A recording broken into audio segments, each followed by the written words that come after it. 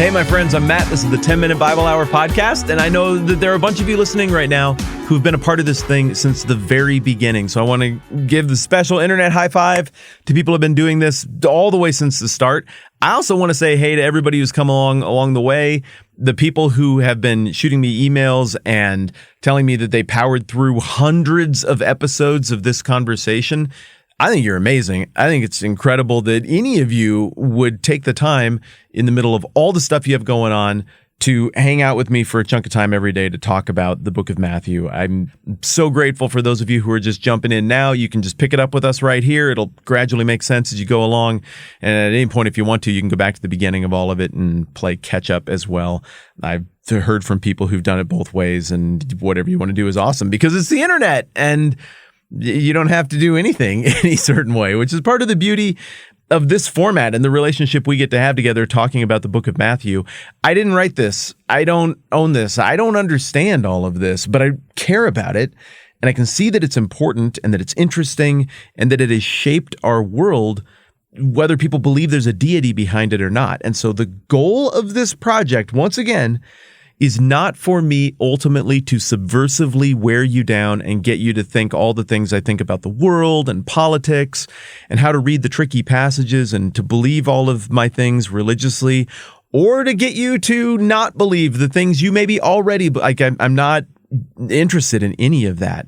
What I am interested in is taking a very careful look at a very important book, doing my very best, despite biases and presuppositions, to give a neutral read on what seems to be being held out by the author of the text, and get to a point where I have this thing, I use this expression a lot, in my hip pocket, where I feel like I own this book. I've got it. I'm really tracking with this one. The other 65 books of the Bible, they might be a little confusing still. I might have a ways to go.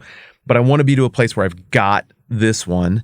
And I want you to be to a place where you've got this one as a touchstone for thinking about the rest of the Bible. And for people who ultimately look at the story of Jesus and the Bible and are like, I'm in. I want us to be in with eyes wide open.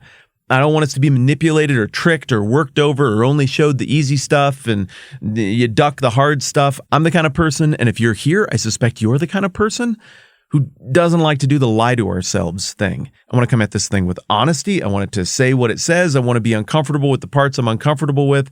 I want to grapple with it. And if ultimately we're in a place where we say we think there's a God behind this and we're in on the Jesus thing, that needs to be with eyes wide open. Also, if you ultimately reject this, like I don't see it. It doesn't compute. I looked at the same data you did, Matt, and it doesn't add up to me. Okay, cool.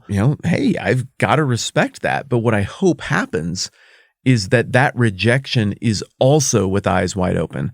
You would look at it and be like, okay, I see it. I get why people would appreciate it. I understand why my religious friends see things in it. And rather than hearing stuff secondhand from the internet, I did the work. I looked at it and I landed where I land. If we can do that, regardless of where we land, not only is that an honest run at the text, but it is in keeping with the passage that we're looking at right now in Matthew chapter 13, which is the parable of the sower.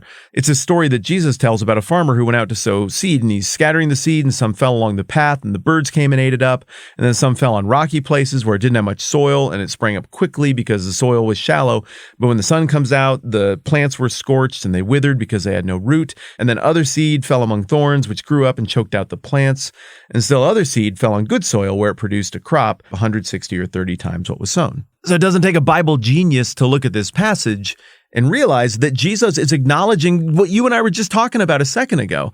The reality in the grand scheme of history that the same data or data packet, the genetic information of the kingdom that is contained within those seeds, the same data gets in front of people throughout history, and 3 out of 4 types of people look at it, either with a deep, long look or a quick passing look, and ultimately reject it. Correspondingly, according to the parable, 1 of the 4 types of people who are exposed to this seed have it take root, and it becomes who they are and what they think. Which means, given what you and I were just talking about, if you happen to be one of the people in whom this story, the Jesus thing, takes root, it's kind of hard to be mad at somebody who would be representative of one of the other three types of soil, because the Bible says that not everybody's going to sign up for it. It suggests that everybody should, and is a really good idea, and that it's true and it's real. This isn't relativism that we're getting from Jesus, but it's realism. And it's a realism that tempers expectations a little bit, because for the person of faith in whom that seed takes deep root, you look at it, it's like, this is so obviously true. This is so obviously meaningful. And the temptation then can be there to be like, and anybody who doesn't believe it must be an idiot or dishonest. And I think that's a crappy way to think about other people. The reality of the overt language of the text at every turn is that it is tremendously good, the goodest thing of all, to respond rightly to Jesus, and that is incredibly perilous, the most perilousest thing of all, not to respond rightly to Jesus. But the text also makes it clear that it isn't really the job of that fourth type of soil to go around and bark at everybody else and judge everybody else who isn't a part of that fourth type of soil. That isn't the point of the parable. And further, as we look at these different types of soil, it could take a while to tell which is which anyway. So if people start getting real reckless and being like, you're that, or you're that, well, what if you're wrong? Like, what if you're reading the data incorrectly? Because even the imagery here indicates that it might take a little while to sort out. And of course, there's another parable coming up here in just a few verses that reiterates that idea. So we hear this parable. The disciples then are like, wow, why aren't you just going through the front door with all of your teaching like you usually do? Why are you doing the parable thing all of a sudden? And Jesus goes back to the prophet Isaiah to explain that there's an element of God opening eyes and shutting eyes, opening ears and shutting ears, that people can see but not perceive, that there's a decidedly supernatural element to this, that if anybody does see, that is in some way a gift from God and by the work of God. And then in verse 16, Jesus says, blessed are your eyes because you did see. So it's not even like, great job though, guys, because you saw a high five. Rather, even the language Jesus chooses here in verse 16 puts the human individual in the more passive position and God in the sovereign position. Now, this isn't to say that we can look at this text and suppose that human agency isn't a thing, or that Jesus is writing off the idea of human participation. I mean, clearly there's judgment implicit in chapter 13. There's judgment implicit even in the parable of the sower. No, there's also victimhood implicit. I mean, it's not the path's fault that birds came along and snatched up the seeds. It's not the other shallow soil's fault that is shallow and the sun was there and it was hot that day and it burned things up. I mean, it's not the soil's fault that a bunch of thorns grew up right there. So here we are with the same friction involving human agency, human decision, the human heart, the human ability to perceive or willingness to perceive. And we come away asking questions like, well, so with these soils that ultimately don't receive the seed and produce a crop that does produce 160 and 30 times what was sown, why? Is it the fault of these outside forces? Is it the fault of the individual, or to stretch the metaphor, the soil that was like, no, I just didn't get it? Was it low aptitude? Is it a willful, angry, eyes wide open rejection? Is it a good-natured, honest, well-intended rejection? Is it some mix of all of this stuff? Or is it just the sovereign superintendence of God? Look, there are way smarter people with me who would vehemently disagree with what I'm about to say, but it looks to me like there are elements of all of these things that can be present, though it also looks like the sovereignty of God is the top level reality, the top level truth definer in all of this. It doesn't look like any of these possible outcomes that could happen are happening apart from the attention and the will and the authority of the God character. Still, real simply, none of the soil deserved the seed. The soil doesn't demand the seed. The soil is not in the driver's seat here. It was an amazing gesture of grace, metaphorically speaking, for the sower to even give the soil a chance to respond to the seed. And whereas from a 20th century fairness human perspective, we might be mad that the sower, that the king, that God didn't go around and make sure every single one of those seeds fully took. From the biblical perspective, well, there's no friction or stress here at all.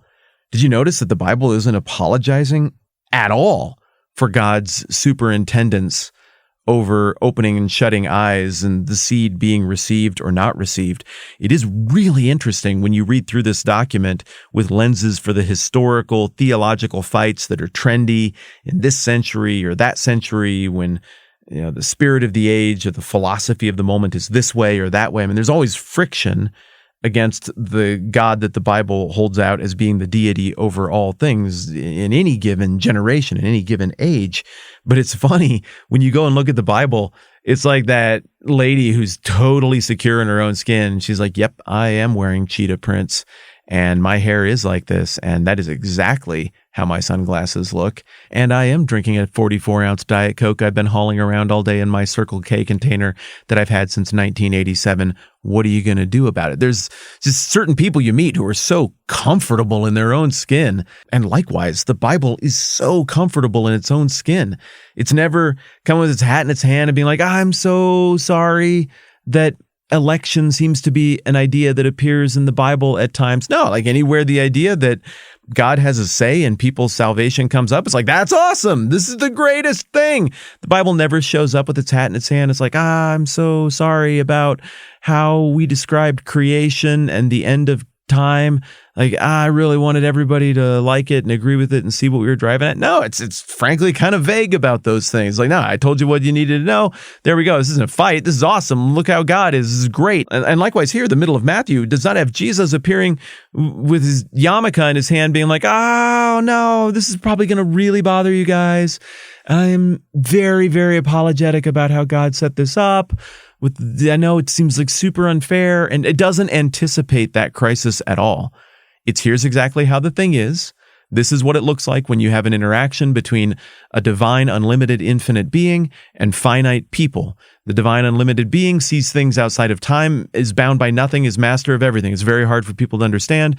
People are linear. We are in a temporal continuum. We see things a certain way. When you put the two together, it's going to be confusing, not for the infinite party, but for the finite party. No surprises there. The Bible treats this as being actually something that is praiseworthy when directed toward God. You know what's hilarious? I was actually going to start looking at Jesus' unpacking of the parable in verse 18, and that did not happen. So I guess we'll just do that part tomorrow. But really, seriously this time, tomorrow, we're actually going to do it, and it's going to be great. All right, my friends, we're going to hit pause there. Thanks to everybody who supports the program at patreon.com/the TMBH podcast. And also thanks to all of you who don't. Just glad everybody's here. I'm Matt. This is the 10-Minute Bible Hour podcast. Let's do this again soon.